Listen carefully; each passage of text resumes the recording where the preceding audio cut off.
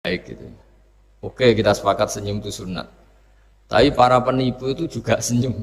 Karena kalau tidak senyum itu tidak bisa nipu gitu. Mungkin wanita nakal ya juga senyum. Orang-orang bisnis yang bodong biasanya cara ngerayu juga pakai senyum. Maka senyum ini berstatus nilai ibadah setelah kepastian target itu halal atau dalam konteks sesuatu yang disahkan agama. Sekali ndak, maka yang menjadi tidak halal. Ya, tadi senyumnya orang yang mau nipu, senyumnya lembaga-lembaga atau apa yang bodong atau apa sajalah. Nah ini yang jarang orang mengkaji. Maka sebelum mengkaji tentang akhlak itu penting, itu dikaji dulu status halal haramnya. Ya kayak tadi misalnya senyum itu sunat, senyum itu ibadah, kata Rasulullah tasaddaku walau bitalqati wajhin, bersedekahlah meskipun hanya dengan senyum.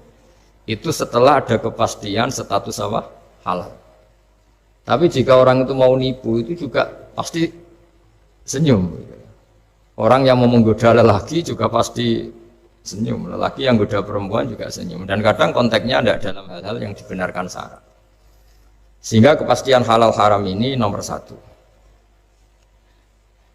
Terus kedua, akhlak ini yang menurut disiplin fikih memang agak jelimet ya, tapi nanti Anda mudah memahami. Akhlak, misalnya ekspresi senyum atau ceria, itu dianggap sunat. Kalau dalam fikih dianggap sunat. Sunat itu ya tidak sampai wajib. Tapi ada konteks tertentu yang sunat ini menjadi wajib. Misalnya kita sebagai dai ya, sebagai ustadz itu, orang-orang yang nakal ini bawaannya senyum, ramah. Tapi kita yang ustadz ini bawaannya merengut, cemberut. Sehingga kecenderungan orang itu ngidolakan yang nakal. Nah ini penting saya jelaskan supaya orang itu bicara akhlak. Akhlak itu tadi saya katakan, senyum itu baik, ramah itu baik. Tapi setelah status hukumnya itu halal gitu. Ya. Jadi kalau sebelum status hukum itu halal, ini ya ramahnya menjadi tidak baik. Misalnya kamu punya istri cantik, kemudian dia ramah sama lelaki siapapun, kamu kan pusing. Terus alasannya ramah itu baik.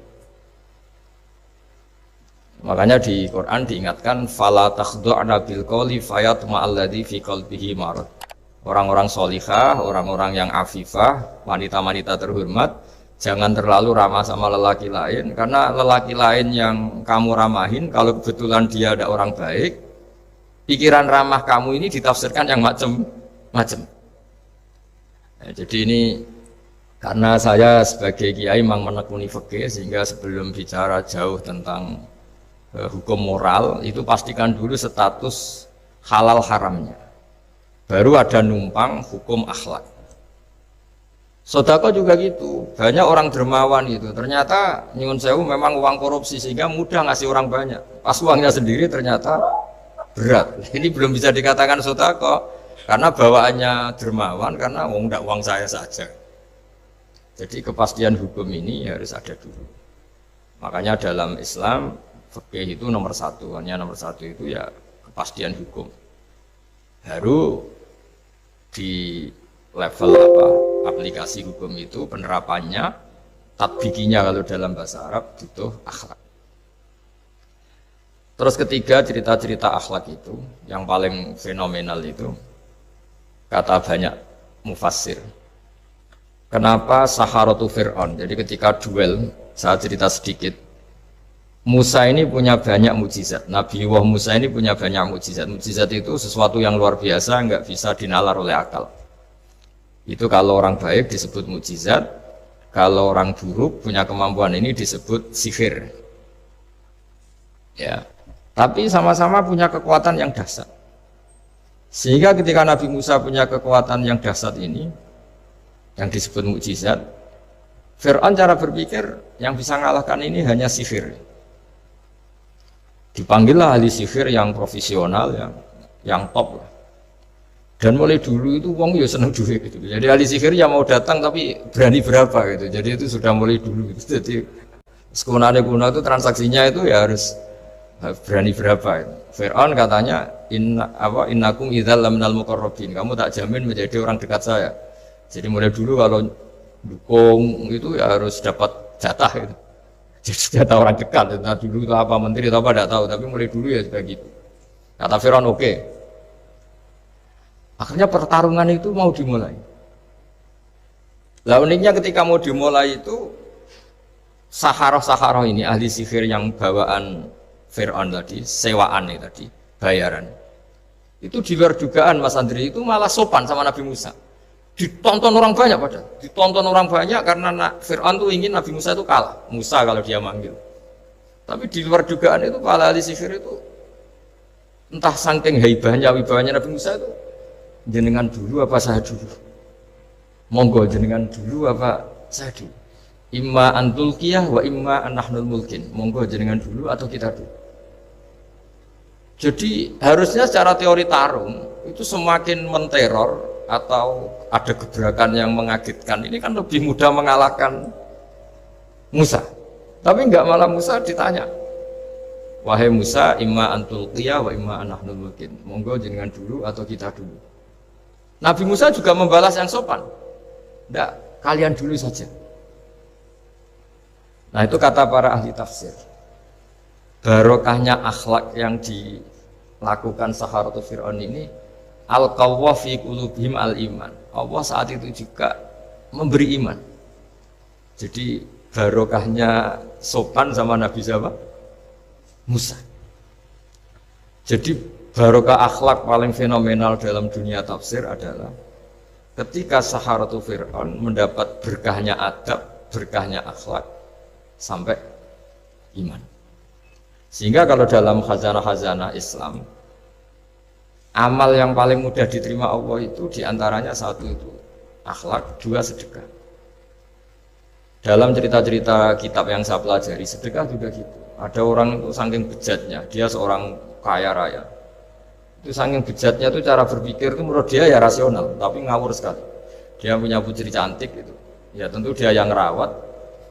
Terus dia ngenangan itu, wong anakku ayu dirabi wong liya. Walhasil itu dia punya rencana menikahi anaknya sendiri. Itu kan sebejat-bejatnya orang. Dan dia cara berpikir itu begitu, memang namanya orang Majusi, tidak beragama. Tapi ketika dia, banyak ulama yang bilang namanya orang ini Bahrom. Tapi siapapun namanya itu, cerita ini populer di literasi, di khazanah-khazanah atau di referensi kita. Pas malam pertama mau menggauli putrinya, ada janda sepuh itu notok pintunya ya, supaya dikasih sedekah. Itu anehnya dia itu tergerak untuk memberi. Ketika mau memberi, si janda ini berubah pikiran, wong saya ini muslimah kok minta orang kafir. Tidak jadi minta, tapi lari ketika dikejar lari. Setelah di rumah melihat anak-anaknya itu menangis, Mas Andri, kembali lagi minta. Setelah mau dikasih, lari lagi sampai 3 kali. Singkat cerita si Bahrom ini lalu tetap ke rumahnya dan ternyata mendengar anak-anak menangis karena kelaparan. Dia tergerak hatinya, itu membawa cara Indonesia, membawa beras sendiri, membawa roti sendiri, semua keperluan itu dicukupin, dibawa sendiri, diantarkan. Dan uniknya saat itu juga dia berpikir waras langsung, gak ingin lagi menggauli anaknya. Enggak ini lagi. Jadi barokahnya sedekah itu dilakukan orang kafir. Itu langsung ada berkah. Sampai saat itu dia iman, dan hebatnya ada seorang wali di era itu mimpi disuruh menghormati si Bahrom ini. Bahwa ini umat saya, ini walhasil itu sampai diapresiasi. Nah, lagi-lagi kembali ke sedekah. Jika ada orang netral, misalnya orang netral itu ya diajak baik ya mau, diajak buruk ya mau, belum punya berpendirian, juga belum punya karakter, belum punya status yang permanen, ya solehnya masih amatir, faseknya ya masih amatir. Kemudian terus ada kompetisi, alam raya ini kan kompetisi. Ternyata yang tukang sedekah, yang mudah memberi itu yang fasek, yang ini pelit. Jangan-jangan kita disalahkan Allah ketika orang yang netral ini jadi orang fasik. Karena apa? Kenangannya dengan orang fasik mendapat keenaan sedekah atau servis. Kenangannya sama orang soleh tidak mendapat. malah dikongkon terus jadi panitia pengajian kan kesel kan. Nah, kalau dibebani terus, sehingga di antara ciri agama ini qalilul maunah, agama ini harus berbiaya murah. Itu hal-hal yang harus kita perhatikan. Nah, kecuali ini sudah orang yang punya karakter, memang sudah orang soleh, memang bawaannya ingin mendukung yang kanan, yang ahlul yamin, ya, hanya suka kebaikan. Ini kan kita bicara orang yang belum punya karakter. Kalau yang soleh kan karuan, dirayu yang ini sudah ada mau, meskipun yang ini ngel-ngelo terus tetap nggak masalah yang kanan ya. Nah, ketika kita ngelola anak Mas Andri ini, Mas Dwi ya, ini karena yang ada jadi saya pakai contoh. Saya punya kenangan dalam hal ini itu sangat miris ya. Ada orang sepuh soleh, cerita anaknya itu sekarang kerja di Jakarta tidak sholat, padahal itu ya orang soleh, orang baik. Dan dia kenapa datang ke saya? Karena minta maaf dulu pernah dengan tanda ketik pernah menyalahkan bapak saya, menyalahkan kiai-kiai yang lunak. Bapak saya dulu ya di dalam ada TV, ada sepeda motor, ya umumnya orang. Ternyata kasusnya itu sederhana Mas Andri. Anaknya kiai ini, orang soleh lah, itu karena saking ketatnya itu di rumah nggak ada TV, juga nggak ada motor. Sehingga kenangan pertama lihat TV ya di servis orang yang nyuwun sewu tidak sholat. Kenangan pertama pakai motor ya dipinjemin orang yang nggak sholat. Sehingga bawaannya dia punya utang jasa sama orang yang tidak baik lah gitu. Akhirnya ini nggak jadi idola, orang tuanya meskipun soleh nggak jadi idola. Dan orang tuanya itu nggak punya TV supaya waktunya nggak habis untuk nonton TV, nggak punya motor biar nggak keluyuran. Niatnya baik, sangat baik. Tapi karena terus ini tuh tadi kembali ke tadi al-insan abdul ihsan, manusia itu budaknya kebaikan. Kenangannya lihat TV ya sama orang yang nggak bener ini. Kenangannya pakai motor ya pakai. Akhirnya ikut merantau ini ke Jakarta. Singkat cerita terus akhirnya dia katut temannya yang nggak sholat. Nah, ini yang di sini jika kamu mengelola agama ini secara tidak simpatik, lanfaddu min khaliq, pasti orang itu bubar. Singkat cerita terus karena dia mungkin orang soleh ya tetap doanya didengar Allah, dia nangis-nangis berdoa di depan Allah terus minta maaf sama kiai-kiai yang pernah disalahkan, yang terlalu longgar sama anaknya. Karena bapak saya termasuk orang yang longgar. Mbah Mun saya tahu di dalamnya ya ada TV, ada motor, umumnya anaknya difasilitasi. Lalu anaknya itu terus diparingi Allah tobat kembali, terus dia menservis anaknya dengan umumnya orang. Jadi yang bahaya itu bukan tidak ada TV-nya, tapi kenangan pertama tahu TV ini. Bagi anak yang nggak pernah lihat TV itu kan diberi hak lihat TV itu spesial. Sama bagi anak yang sama sekali nggak ada motor itu kan dikasih pinjaman motor itu kan spesial. Jadi kesimpulan dari ngaji akhlak ini harus dikawal supaya mengawal kebaikan. Jangan sampai anak kita, keluarga kita punya utang jasa sama orang yang nggak benar sehingga dia ngidolakannya orang yang nggak. Ya tadi misalnya kadang-kadang orang nggak benar itu ketemu temannya, ayo ngopi-ngopi, beres. Yang ini kita sebagai orang tuanya mau ngopi saja tanya, jam segini kok ngopi? Apa saja salah, jadi bawaannya di rumah disalahin, bawaannya di luar dibebasin. Akhirnya kenangannya kan ini buruk. Nah, ini hal-hal seperti ini yang kita harus hati-hati lah ngelola kebenaran. Makanya ada cerita di kitab Risalah Qusyariyah, jika diulang lagi di Ihya. Ada orang Majusi, ya bayangkan dulu itu kan padang pasir, di jalan nggak ada air, juga nggak ada warung Mas Andri, juga nggak ada ATM. Jadi bayangkan dulu. Jadi cerita ini harus dibayangkan dulu. Kalau sekarang kan nggak kebayang ada orang kelaparan di perjalanan. Makanya dulu itu hukumnya ekstrim. Siapa yang iman billah wal yaumil akhir harus memuliakan tamunya. Dulu itu ukuran memuliakan tamu itu nomor satu ya dikasih makan. Sehingga kalau ada tamu dari jauh, Nabi itu kalau nggak bisa ngasih makan dilelang. Siapa sahabatku yang bisa ngasih makan, karena orang itu sekali mertamu ya memang kelaparan betul, perjalanan 2 hari nggak ada warung, nggak ada ATM, nggak bisa mampir ke kantor cabang minta fasilitas kan nggak bisa. Kalau pejabat kan bisa dari Jakarta mampir Semarang mampir Kragen bisa.